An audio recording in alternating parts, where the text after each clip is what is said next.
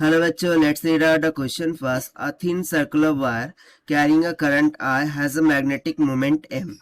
The shape of the wire is changed to square and it carries the same current. It will have a magnetic moment.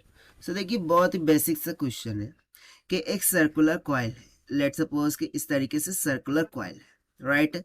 इसमें से flow होता है current I. अब इसका radius हम मान लेते हैं कुछ स्मॉल आर के बराबर. सो इस सर्कुलर जब थी सो उसके लिए जो मैग्नेटिक मोमेंट आ रहा था वो कुछ कैपिटल एम के बराबर था.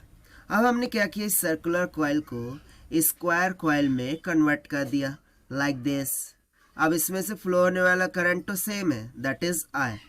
बट ऑब्वियस सी बात है, इस स्क्वायर की कुछ ना कुछ तो लेंथ होंगी और बेसिकली चारों साइड क्या होती है, इक्वल. सो इसको हम मान लेते हैं एल के बराबर. सो इस टाइम पर मैग्नेटिक मोमेंट क्या होगा वो हमें कैलकुलेट करना है. Let's say M dash. सो यहाँ पर हमें कैलकुलेट करना है एम डैश का मान. तो चलिए स्टार्ट करते हैं सोल्यूशन से.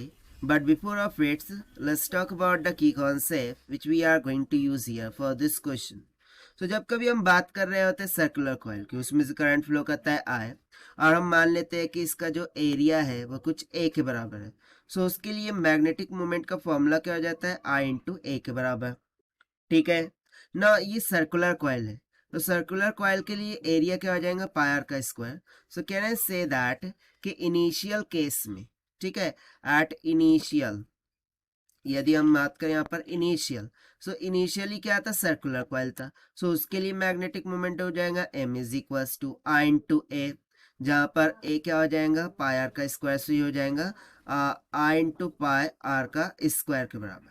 ठीक है, इतना क्लियर हो गया.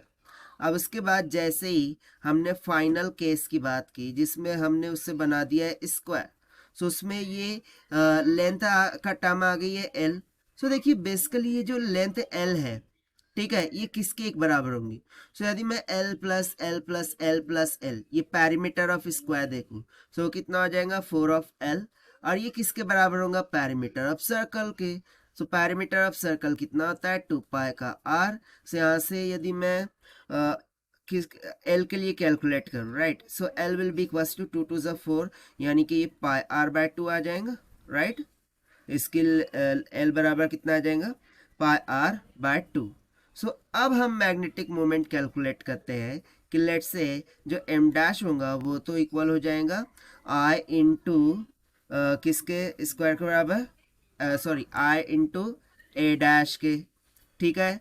सो दिस इज इक्वल्स टू, यहाँ से हम बोल सकते हैं कि M dash will be equals to, current तो सेम है, करंट को एज इट इज रखते हैं, बट ए डैश क्या हो जाएगा. सो स्क्वायर का एरिया क्या होता है, एल का स्क्वायर, यानी कि उसकी जो भी लेंथ होंगी उसका square, right. So this is equals to I into ना एल का मान यहाँ पर सब्स्टिट्यूट कीजिए, that is pi R by 2 का whole square. So this is equals to I in multiply by, ये हो जाएगा पाई का square into R square by 4. So this is equals to ना, मैं कुछ टर्म्स को यहाँ पर कॉमन कर रहा हूँ, जैसे कि हम पाई बाय 4 को कॉमन करते हैं. सो यहाँ पर क्या बचेगा, देखिए यहाँ पर बच जाएगा पाई आर का square into I. But pi R का स्क्वायर आई ये तो क्या है, इनिशियल मैग्नेटिक मोमेंट है. So can I say that कि M dash will be equals to pi by 4 times of the initial magnetic moment. और देखिए यही हो जाता है हमारा आंसर जो कि हमने सॉल्व किया है by using the concept of magnetic moment. Now let us take the option. So option D will become correct. So this is the required solution. I hope you understood well. Best of luck. Thank you.